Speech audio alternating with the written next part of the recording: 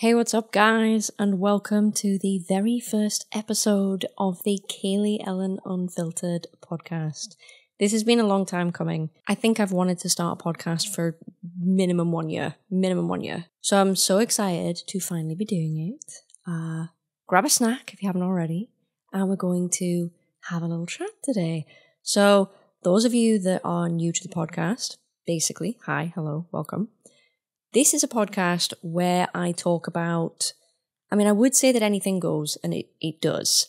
I will probably be talking about life, relationships, friendships, business, mental health, LGBTQ+, all of those good things.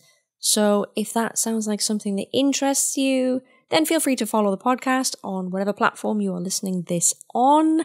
And if you're on YouTube, hi, please subscribe.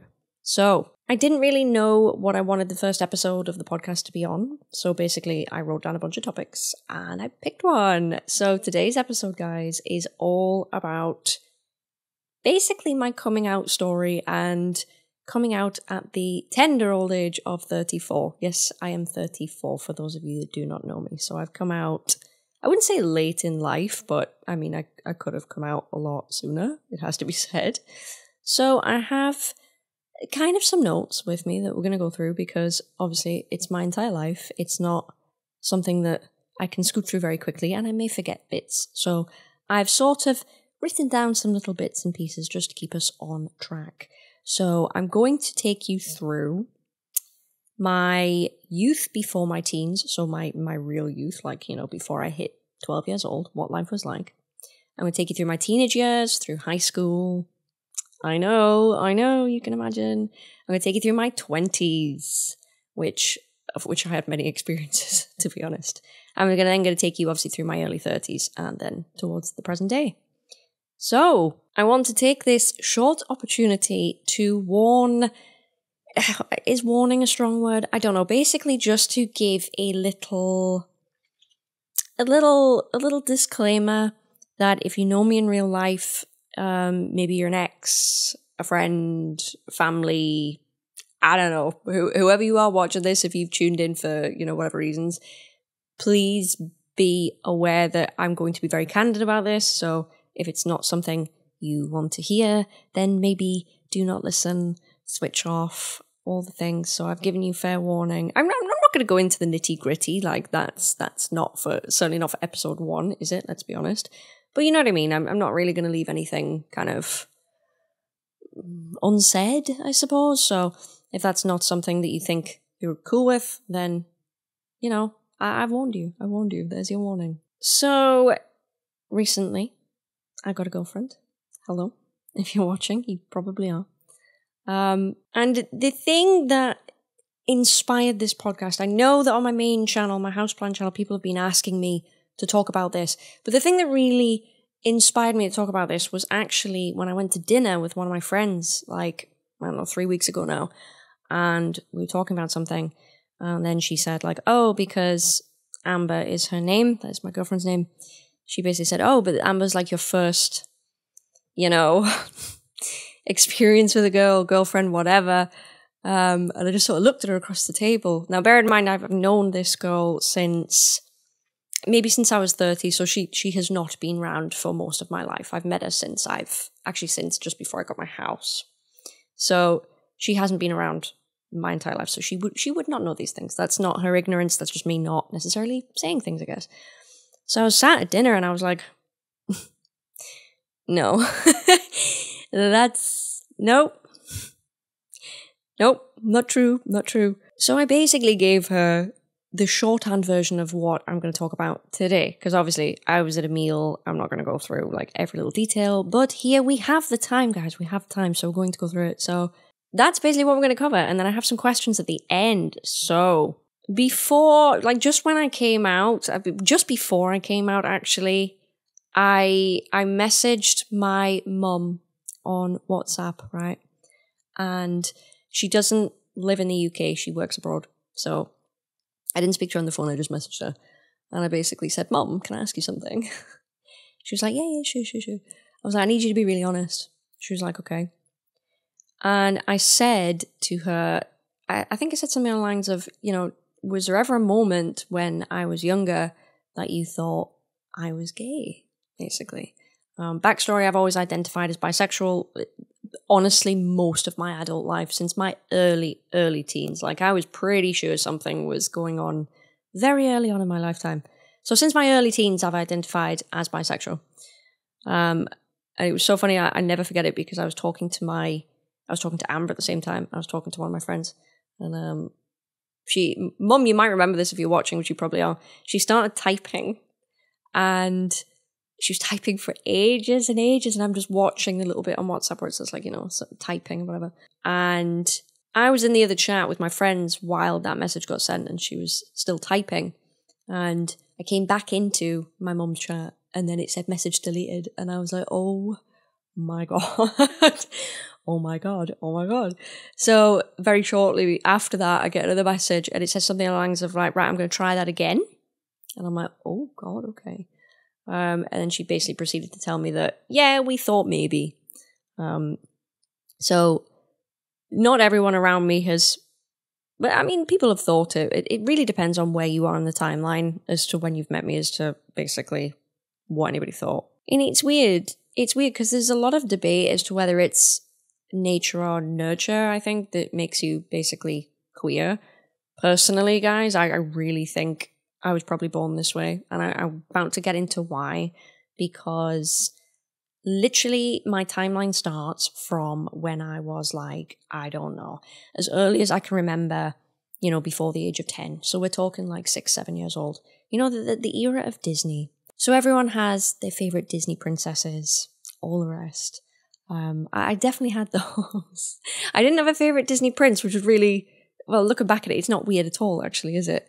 But the weird thing, and I don't know if anyone else can relate to this, but I feel like when you're younger and you look up to Disney princesses and things like that, you sort of think to yourself, oh, I'd love to be them. Well, I didn't really think that way. I think I more felt like I want to not even be with them. I wanted to look after them and be around them.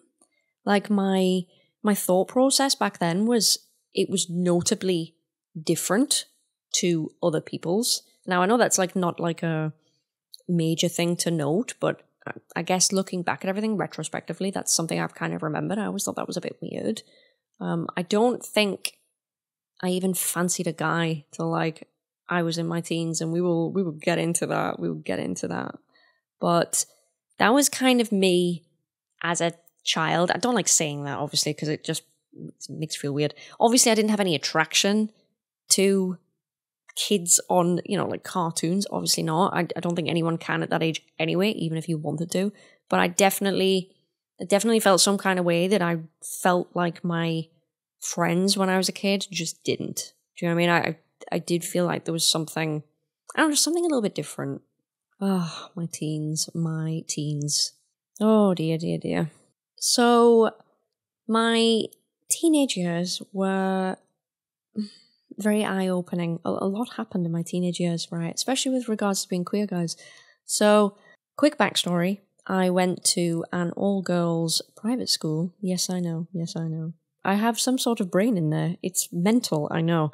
I went to an all-girls private school, and obviously that's when I had my first encounter? How would you put this? Is that how you can put that? I don't really know. So, the environment of that school, I could do a whole, literally guys, I could do a whole podcast on the environment of that school. That was toxic, weird. You know what? I always say this whenever I watch just any movie with a private school in it, because for me personally, in my experience in school, it's kind of the same, how they portray private schools, the interactions between the students, the whole culture of it, the vibe, the stuck-upness. I genuinely encountered that in my school. To me, when I watch movies like that, it rings true, which did not help me in my queer years. Let me just tell you that. And I've got to say, if I was in Mean Girls, so my high school was, the Mean Girls High School, I can't remember the name of the high school, I would probably be Janice, just to really put you where I fall. That's where I was in school. So I had a bit of a tough time anyway, because I was a little bit goth. I was a little bit different. It wasn't great. It wasn't great, to be honest. I'm laughing and I'm smiling. You probably can't hear it, but you can probably see it if you're watching this. I'm smiling, but it was a shit show, guys. Like, it was a shit show. Absolute shit show, my school, honestly. But then again, that's for a different podcast. So my first encounter was in high school. I was 15 years old. Yes, I was. And it was in the days of MySpace, guys. It was in the days of MySpace. So I've never had to formally, at that point, never had to like say I was bisexual or anything like that. But obviously being in an all-girls school, you're in it, so to speak. But it was so weird because I'd never put it out there that that's, my orientation. And I started talking to a girl from my school on MySpace, because that was the thing back then, okay? Listen, I'm old, guys. We didn't have WhatsApp. We didn't have Instagram. I don't even think it existed at all. No Facebook. That didn't exist yet. It was sort of coming into it, I think. But at the time, it was MySpace. And I spoke to this girl on MySpace, basically, and long story short, we got chatting. And I did not know that she was hitting on me, because she was being very normal until she asked me to stay over. And she basically said to me, I have 2 beds, a double bed and a single bed. Shall I bother making up the single? Now, bear in mind, I've not spoken to this girl in school, in person. I knew who she was. We sort of like locked eyes with each other. But I'd never spoken to her in school. She was in the year above me. And I just thought, oh. Because we don't have that friendship and we don't have that rapport, we're not going to jump into, bed together and share a bed, like, braid each other's hair. It wasn't that. So it was the first time I was a little bit like, okay. So long story very short, guys. I'm just going to be very candid with you. Went over, got a bit drunk. Yes, I know, I was 15 years old. Listen, we do it differently in the UK. It's not like the US, okay? We're a little bit unhinged over here. But I got a bit drunk. My parents knew I was going over as well, to be fair. Good on them. I don't know if she knew I was getting drunk, my parents. I don't know if they knew I was getting drunk. Mom, if you're watching this, were you aware of that? I don't know. But anyway, went over, got drunk, had an encounter, shall we say. And immediately afterwards, the thought of it was so normal to me. I turned around and I asked her out, basically to be my girlfriend. That's how normal this thought process was to me. I wasn't even thinking about coming out, what anyone would think. It just wasn't, there was no thought process. And I mean no thought process whatsoever. I asked her out. She said, I'll never forget it. She turned around and went, ooh, no, I've got a boyfriend. And I was just like, shit, okay. So that was that.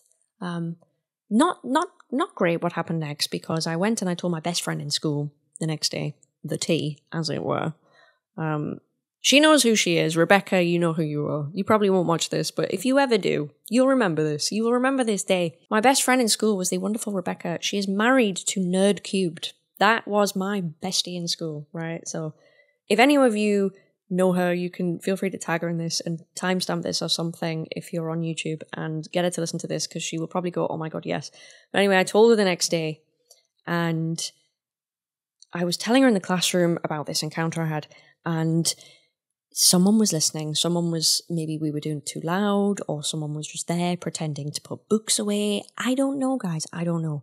But essentially, it got round all of my year group. And not great, because there is somebody else in my year group with the same name, same first name, because obviously these girls, no depth, they didn't bother to do any research, they didn't bother to ask me, they just assumed, oh, it's obviously this girl. And a rumour went around the entire school that me and this other girl, and it wasn't a good day for me, because I got cornered by not in a violent way, but in a very confrontational way, because that school, it wasn't like that, if you know what I mean. And they 4 of them pulled me to a side and they were like, why are you making up all this horrific, I can't remember what they said at the time, but it wasn't favourable, all this, horrible stuff about you and this other girl. It isn't true, blah, blah, blah. And it was really bad because I had to be like, oh, it's not you, it's someone else. And they pushed me and pushed me and pushed me, and I had to basically say who the someone else was. And I kind of regret that a little bit. I should have just taken that. Because I was already getting, not picked on, but I wasn't looked upon very favourably in school anyway. I should have just taken that for the team. I probably shouldn't have put that on the other girl, because then it probably went round the year above as well. But high schools, girls, they talk. But anyway, that was that. That was that, and that was done.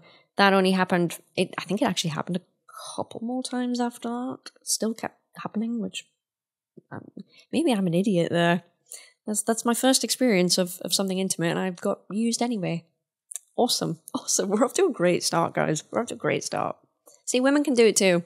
Men get a lot of stigma for it, but women can be just as bad. But obviously, immediately following all this, I was so sure I was bi. Like, so sure I was bi. And in my school, it's really weird, but there are a lot of girls that would say they were bisexual, but they would be literally just kissing other girls for the boys. They weren't actually bisexual. They would just say it so that the other boys from the boys' schools would be all interested in shit. But I knew I was a real one, essentially. Not to be like, but I was a real one anyway. So I knew that was something maybe that I should keep to myself a little bit. But by that point, obviously, it got around the whole school.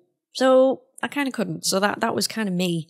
After that, I did something that I don't know what people are going to think of this, and I've never heard anybody doing this, but I lost my virginity to a boy at 16, right? And long story very short, I hated him. I didn't like him. I found him absolutely repulsive. I couldn't stand to speak to him. I didn't like anything that came out of his mouth. I literally could not stand this guy. But I actually deliberately slept with him because it's going to sound so stupid in hindsight, but there was so many people around at the time that were sort of either sleeping with boys or whatever, getting their heart broken. And it's not for this podcast, but I had a lot of mental health issues during that time in school. It was horrific. And at the time, I kind of worried for my own mental health, and I didn't want to get into something with someone, especially after this first girl. Luckily, I hadn't grown to like her, love her or whatever, so that was fine. But I didn't want to have myself in a situation whereby I got really, really hurt. So I literally took my virginity and I drop kicked it into the bin, and I slept with someone. And I actually don't regret it. Now, I've always thought, I'm doing it for my mental health, blah, blah, blah, blah, blah, blah. And I did. But I also think, hey, this is one of these things where you look back in retrospect and you think, hey, is it because I was also kind of a bit gay? Like, could that have been anyone? Did I do it because I was gay and I needed to tick a box? Did I do it because I wanted to see? I don't know, because I haven't really thought that through well enough. And I guess from then on, I've had a lot of, relationships with men, so I probably didn't choose to think that deeply on it. So I guess that's one thing. So the men I dated after this horrific boy that I slept with and never wanted to see ever again, literally, I developed a bit of a type for men because I realized very quickly, you know what, it wasn't even that I didn't want to date women, it was that women didn't want to date me, guys. And this has been a notorious problem throughout my life. Women didn't want to date me. Or girls, you would say back then. So the taste in men that I developed very quickly were, and apparently this is a trope, I didn't know this, I've had to learn all of this since coming out, but the men that I dated were angelic faces, long hair, non-threatening. I wouldn't really say feminine looking, but you know what I mean? They had softer features, long hair. You get the vibe, right? And I chuckle at that really because, as I said before, that's a bit of a trope. So that was my taste in men. So I dated a couple of those. One of them, one was really bad. So it got to the point that when I start dating, so we're now in late teens, I went through this really weird phase where I would lean on intimacy in a relationship as an a validation that, hey, someone kind of likes me and wants me. And if I didn't get it, they would, like, all chaos would break loose. It was just like a really weird problem I got. And to the point where actually I had a little bit of an ED at one point, just due to basically my boyfriend at the time just didn't go anywhere near me, and it was getting embarrassing at this point. I'm pretty sure, I'm not gonna like speak for him necessarily, but I'm pretty sure he was gay, guys. I don't think he's out even now, but if he was watching this, if he knows who he is, you should really come out. Because, honestly, I'm pretty sure he's gay. I'm not going to go into it, obviously, but anyway, that was that. So from then, oh God, what happened after that? Oh my God. After him, I ended up with a couple of different, partners, men. And I got myself into a horrible situation where I was basically in a string, and I mean a string of ridiculously abusive relationships, like physical, mental, other stuff. Like it was nasty. It was really, really nasty. So in terms of late teens, there's not a lot to it. In terms of queerness, I did, well, say that. I did meet a girl, really liked her, had an encounter with her at one point. She was really local to where I lived. I had a little bit of a freak out, so I crawled out of her bathroom window at 12 o'clock in the morning, and I legged it down the street because I had a bit of a, I don't know, I wouldn't say it was a panic, but I kind of thought, oh shit. It just, I don't know, something didn't feel right. So I left. So that's one thing that happened. Following that, this will haunt me forever, right? This will haunt me. This really will. So when I was talking to that girl, because I don't just get with people, I'm actually quite a notoriously difficult person to get with, because I need to talk to you for like 3 months minimum to know you, probably before I even meet you. Okay? So we're talking and we're getting to know each other, and it's like, oh, I'm bi, what have you done? Have you had a girlfriend? Have you done this? Have you done that? And she basically told me about a time where she fell madly in love with a girl, and she went into great detail how awesome she was, how obsessed with her she was. She didn't really describe her appearance at all. She described her only by her nickname, so I didn't know anything else. And the horrendous part to this is 2 years later, I sort of fell for the same girl. In college. I had no idea it was the same person. And I put 2 and 2 together when I think Facebook was out by then, and they were like friends with each other, and then I saw the nickname she went by, and I was like, oh shit. So I got myself into the same situation that the other girl did. Honestly, if that's not queer, what is, guys? That's like L word before L word, okay? Which, by the way, iconic. I could do a whole podcast on that shit. Oh my God. I need to get my girlfriend on this podcast to just chat shit about the L word for like an hour straight. Let me know if you're interested. I'm sure we'll do it. But generally speaking, it was just like the odd encounter. And the pattern I got into a lot of the time was, and I actually feel like a lot of people can probably relate to this one. Did I watch a video from Elena Joyce that mentioned something like this? And I was like, oh my God, that's me. I had boyfriends, late teens, and essentially I would ask them if I could get with girls. Because I don't cheat, nothing like that. I just thought, hey, I'll just ask. Why? Because we're in that era where boys apparently find it really cute for their girlfriend to like kiss someone or whatever. So I was like, hey, this is a good idea. So I asked. They said no. Turns out they don't actually go for it when it really matters. I've noticed this. They'll sort of say, oh, it's hot, it's cool or whatever. But I think when they detected that I was probably serious, and I maybe wasn't like the other girls that were just kissing their friends on a Friday night in the club, maybe then they said no for that reason. I don't know. But that was mainly what happened. Throughout my early 20s starting, it's weird. Every time I would split up with a guy, I would run. And I mean like run, don't walk to women, to girls. Every time without fail. That is the number one thing I would do. And I don't know why I would do that. Obviously, I do know. But you know what I mean? Like, it was kind of weird behavior, to be honest. And there was one girl in my early 20s. I think I was probably 21, 22. For the first time ever, I had to go on a website. I had to go on a website to find a girlfriend or a girl or whatever, because Amber is actually my first girlfriend, literally.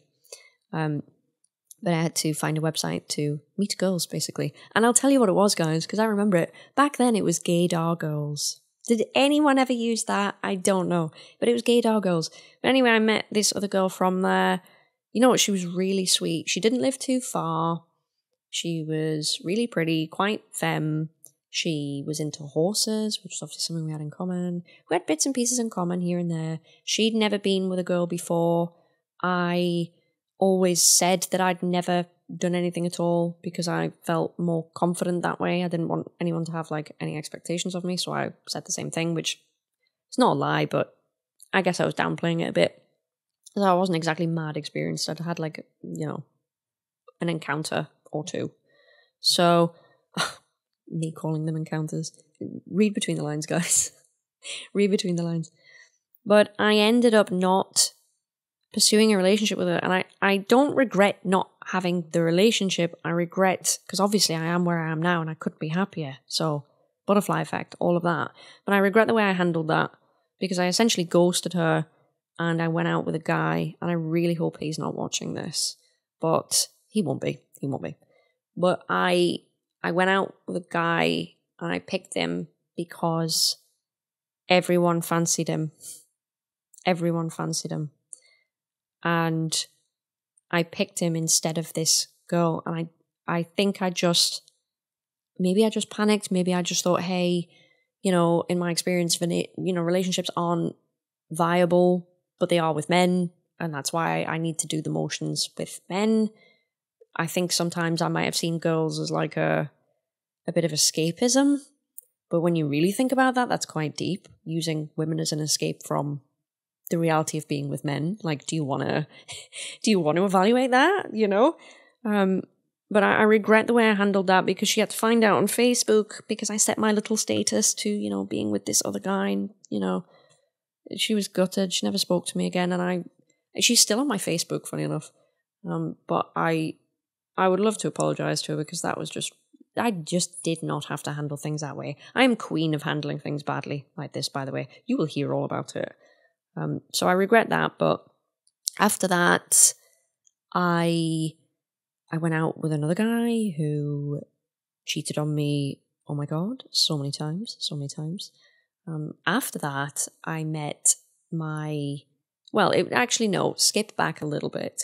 After that relationship ended, which it was so bad, guys, I was so wound up, I was having literal panic attacks. It was really bad. It was really stressful. But after that relationship ended, once again, check me out, running to women, I actually met a girl that I really, really liked. And it's the first time, because I met her on my birthday night out. So I must have been, was I turning like 26, 27 or something like that? I can't remember. And I met her on my birthday night out because she was the photographer. She was one of the photographers that takes pictures on nights out and like gives you a key ring or whatever. I've probably still got a key ring somewhere, Jesus Christ. But I met this girl, I remember, and my friends went home after this night out. Now, bear in mind, at this point, I lived in the city centre. Not Manchester, by the way. We're talking about Newcastle, but it's irrelevant. I lived in the city centre, so it was like a 2-minute walk home. But I actually stayed after my friends went home, just so I could speak to her. I think she took my picture in a group or whatever, and she I think she winked at me or something, and I was like, oh my God. Then I tried to speak to her at some point. I sort of like got her attention when she was like walking across the dance floor, and I think I just said like, sorry, this is probably really forward, but I think you're absolutely beautiful. Can I have your number? She gave me it, obviously. But I later found out that she basically, and this is a problem I've had my entire life, she basically thought I was some straight girl that had an argument with her boyfriend, even though there was no boyfriend there, and just wanted to get back at him. I was like, wow. But I know a lot of people, I don't want to say struggle with it, but that can happen, I think, sometimes. It's not great. So anyway, I saw her for a little bit. It didn't even get to anything. It didn't really work out. I don't know, it just wasn't for me. I don't want to go into it, obviously. I'm not about to like shit on everyone I've ever been with or anything. It wasn't really for me, it didn't really work out. But then I met Mark, which is my last, big relationship really. And honestly, he's the one person I will never shit on. I'll never talk badly about. Like, there was just nothing wrong with him. There was nothing wrong with him. He's a great guy, and I think he's going to find someone and be super, super happy, and I wish him all the best. What a nice guy, honestly. Yeah, I don't think you can find a nicer guy. You just can't. But that sort of ran its course. That's a whole thing in itself, really, to be honest. But after that ended, obviously I was single for a long time. I was working on YouTube, doing the things, put my head down, launched a shop, work. Didn't have time for literally anything, didn't have time to breathe. And that was life for quite a while. So, fast forward to how old was I? Well, it was like 2 years ago, so say I'm like 32, something like that. It's like 2021 maybe. I can't fully remember. She'll be so mad. But I started speaking to my now girlfriend on Twitter, of all things. We started speaking on Twitter. We spoke for so long. I don't know when we started speaking, but we must have spoke for the best part of a year, if not more, before we met. And we weren't speaking in that capacity originally, really. Like, it didn't get flirty, in my opinion, Amber. It didn't get flirty that quickly. It was, I think at one point she was over here and I think we'll be outside sunbathing and she looked back over our messages and she was reading out the things that we were like saying backwards and forwards, and I was just like, oh my God, I was just so, like, I was basically an ice queen the entire time, and she was, bless her, she was really trying at points, and I was just sort of like, me. It was bad times. It was, if you follow my main channel, I had the whole legal battle with the horse and everything. It was not great times. It was not great times. So anyway, we spoke for quite a long time before we met, like a long time. We met in around, I do think, September 2022. So we must have started speaking in 2021. That makes sense. We met and she was out with a friend. So I spent kind of like the evening having a drink with her and her friend at the time. That went really well. And we decided to meet again, just us two. So we met, we had a date. It went really well. And the shit thing that I did was I didn't immediately do it, but I kind of ghosted her, guys. Now, my girlfriend knows why I did that. My friends know why I did that. Believe me when I say, it's not for this podcast, I'm so sorry, but believe me when I say there was an absolute, legitimate reason why I did that. I can't get into it. It's a bit of an onion.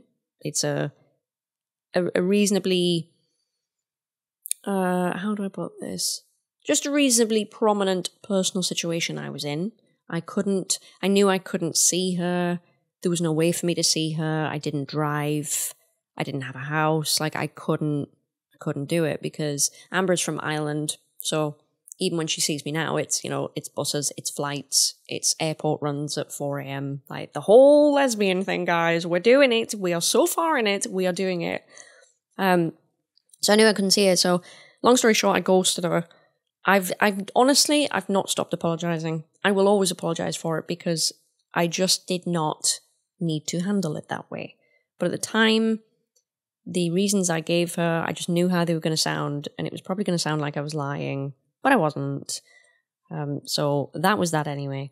So we don't talk for, in my mind, which says a lot, I thought it was months and months and months, but it actually wasn't. It was probably something only like 3 months or something. It wasn't even that long, maybe less. I don't really know.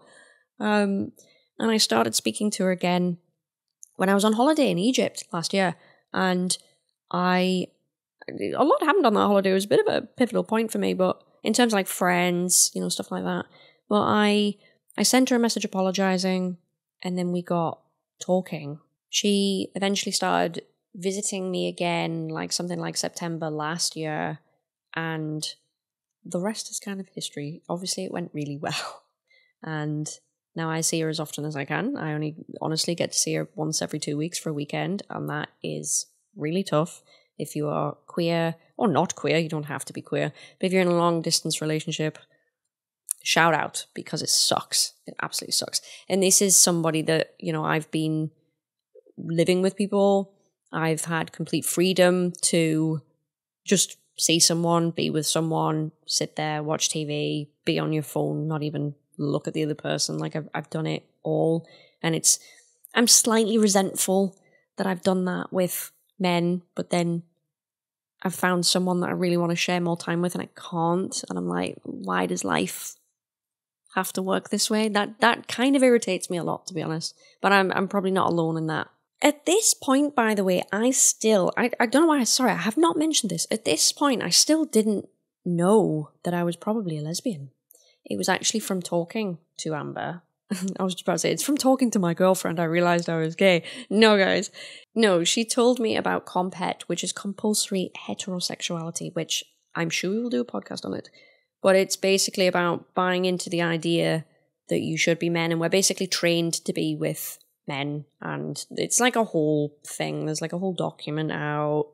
It's a thing, right? But long story short, I did some soul searching. I looked back over everything I've told you, and believe me, obviously I've given you still a very short version of it. I know I have. I don't know how long we've been going for, but trust me, there's a very short version. I looked over a few things, and then I just realised, hey, was I really happy back then? There's other things that weren't right throughout my life with men in an intimate way, we should say. So I kind of looked back at a lot of things and I was like, okay, well, okay. And I really thought about stuff and I was like, you know what? Maybe I actually don't like men at all. And maybe I've done it because I thought I had to. And, because if I really go back to the beginning, obviously, they weren't involved, guys. They just weren't involved. They weren't a thought in my head. So at the moment, that's the label that I'm going with, which is lesbian. That is my label. I doubt it will change. You never know in life, but I highly, highly, highly, highly, highly, highly doubt it. I'm pretty sure I'm gay. I would like to just say I'm gay. And to be honest, day to day, I do just say that I'm gay. One of the things that really drummed that home for me, actually, was some of the jokes I had with myself, right? Now, this is a big thing because a lot of people, straight people do it. Straight people do it when they come out of a relationship sometimes and they're like, yo, to hell with men, I'll just be a lesbian, I'll just get a woman, who needs a man, blah, blah, blah. And, they joke on about it. But I found myself doing that, like, genuinely to myself. Like, when I got this place, it was before I had any animals or anything like that. And I just sat there and thought to myself, and I was like, what do I want? What do I want? I've got a home. I knew I wanted animals. I was definitely in the process of having that. I mean, I had my horse. I just didn't have the boys, the cats. And I sat there and I thought, what do I want? What do I want? And I would always joke to myself and be like, well, not men for a start. And it would just sort of, it would just roll off the tongue and I didn't think about it. And then when all this came out, I started to think back on it. And like, when you add up every little thing throughout my life, every thought I've had, my taste in men, everything, like, it just all adds up, I haven't had to, I say I've soul searched, I haven't had to dig deep to find this shit, guys. It's kind of all there in front of you when you really look back retrospectively. And I've probably done a terrible job of explaining all this because it's my entire life. And of course it's garbled. But that's kind of how I've come to the conclusion that I'm pretty darn gay. Shit works now. There's not a lot of ways to put that, guys. Stuff works now that, to be honest, didn't work very well before. Now it just works. There's not a lot else to say on that subject. So that is the short version of my upbringing, what queer life was like. I haven't gone into details about the people that I've seen or something like that. I'm happy to go more in depth with it. I just didn't really want to overwhelm everyone in this podcast. It is my first podcast, so my thoughts might not be as assembled as I would like them to be. But that is the gist of it. That is what it's been like. Now, what it's been like, the experience for me coming out of 34 has been very odd. Very odd. So fast forward to present day, it's, oh my God, it's so weird because things that I could do before without thinking about it, I don't always feel like I can do them now. So for example, just holding my girlfriend's hand in public. That, if I was with a man, I wouldn't think twice. In my entire life, because I have pretty much been with men, I haven't thought twice. Why would you think twice? But with my girlfriend, I have to think about that sometimes, depending on where we are. Sometimes you just know that it's fine. Sometimes you sort of you have a bit of hesitation there. Stuff like that.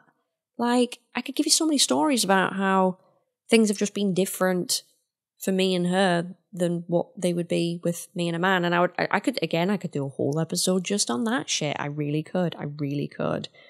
But there's so many things that are different than before. Obviously, being with a woman is different to being with a man. I don't just mean in a physical sense, I mean in a mental sense. Oh my God, the maturity. Holy shit. Oh my God. So that's been awesome. But yeah, it's so weird for me because it's been enlightening, but also strangely familiar. It's really hard to explain. Like, I forgot to mention throughout my entire story today, like my life story, the amount of time I went to gay clubs, by the way, insanity. My favourite place to go. Like, even when I was literally just with men, you know, I hadn't been with a woman in years. I only wanted to drink in gay clubs. I didn't want to be in straight clubs.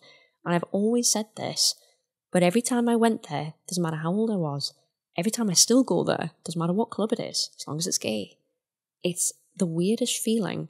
It's kind of like I'm coming home. I don't know if anyone can relate to that. That is a consistent feeling I have had my entire life of visiting gay bars.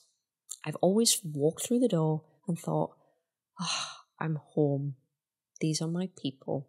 And there's a really good song, right, that I found, granted a little while ago, and I'm going to find, while I'm talking to you, the artist and the title on Spotify. Bonus points if you're listening to this on Spotify, because this song really makes me feel how I feel walking into a gay bar and coming out as being gay. It's really weird. So what is it called?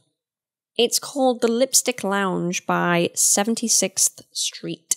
Lipstick Lounge by 76th Street. So check it out. Check it out, guys. That song makes me feel like I'm at home, and I love it. I really love it. Right. To keep this podcast from being an insane amount of time, I do appreciate that, guys. We're going to go into a little bit of a Q&A. Now, this is not shutting the door on me coming out or anything. Like, if we do a podcast related to, you know, being queer or whatever, we can do more of these questions. I had to have a cutoff point here because this is a really big, long podcast. So I've taken a couple of your questions from Instagram. So I don't have who asked the question. I apologize. I will start maybe writing that down in the future. But my first question I have is, how have your past relationships with men felt? So this is difficult for me, but I think, like, for a lot of it, I felt like I was going through the motions a lot, which I'm sure is a popular opinion of people that come out later on. I was doing what I should be doing. Didn't really know what I thought of it. They never worked out. Relationships never worked out. I've never got to 3 years in a relationship, by the way. I haven't got to 3 years. That's never happened to me in my entire life, so fingers crossed. Now, I'm not going to invalidate people I've been with and say that I haven't loved people, because I have. I still think that. But I think, in a lot of senses, I was just doing what I thought you had to do. And a lot of my relationships were spent looking outward at other relationships. I don't really do that now. I really don't do that now. Unless I'm having like a split moment or something where I'm jealous of somebody else that's not long distance. I don't really do that. But when I was in straight relationships, I was constantly looking at the relationships going, is that a good one? Is that a bad one? Like, do I want that? Should I be doing that? You know, like none of it was, when I really think about it, none of it was natural, if you know what I mean. It's a bit weird, really. An addendum onto that, it's funny because this might shock you, but in relationships, I have previously been very traditional. And this kind of lends into what I'm talking about, because I was always very traditional. So I would cook, I would clean, I would starch the guy's collar before he went to work on a morning. I'd iron his suits. You know, I'd do this, I'd do that, I'd do all the things. Basically mother him. I'm talking about a specific partner here, but in general, I was very traditional and stuff, and that kind of just kept up. And I think a lot of the reasons why I was like that is because that's what I thought my role was. I'm not saying I won't do things for people. I actually really quite dig acts of service, actually. Ask my girlfriend. But it was just a bit different back then. I really just felt like I was working out what I should be doing and just sort of going through the motions. So it's not like I've never had a valid feeling for someone, because I have, you know, but not like this. This feels completely different. Right, next question. I like this question.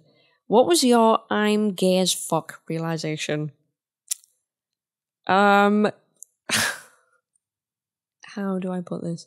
When everything worked. Read between the lines, guys. When everything worked. That's definitely a moment I had.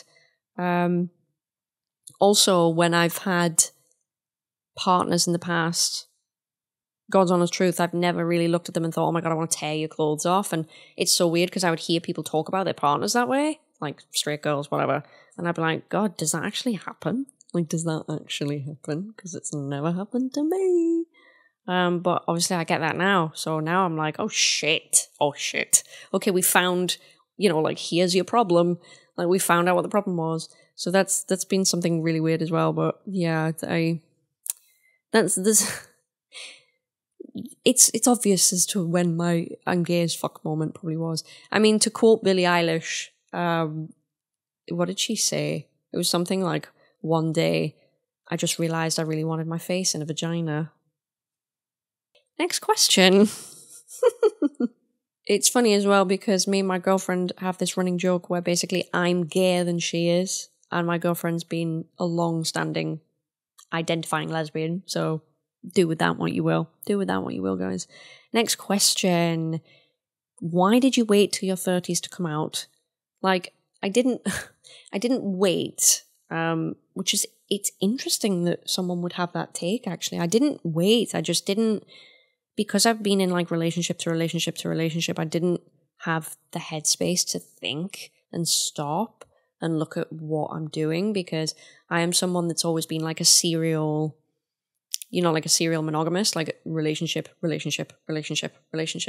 I never really had the time to think about it. And when, you know, after I split up with Mark, I had all this time to just work and do other things. And I think my brain was very slowly starting to just reset itself. But it took space out from anything really to kind of figure that out. Otherwise, I could still be bumbling along, not really knowing what's going on. I mean, who even knows, right? Who even knows? So I guess, in that sense, I'm thankful for being a workaholic a little bit at that point in time in my life, because it allowed me to have a bit of space to breathe, really. Also, of course, I did identify as bisexual, so it's not like, you know, I thought I was straight and I'm not, I'm gay or whatever. I've always known that women were a big part of me. So it was just sort of building on that. So that's probably another reason why I didn't feel the need to really think about it when I've been in all these relationships, because I'm like, well, I don't like girls anyway. What else is there to figure out? Do you know what I mean? That was sort of, at the time, I guess that was enough, I guess you could say. Next question. Did you have support from fellow queers and did it help? Yes, it did, but I don't actually have many queer people around me, which is really sad. I don't really know anyone in the town I'm living in.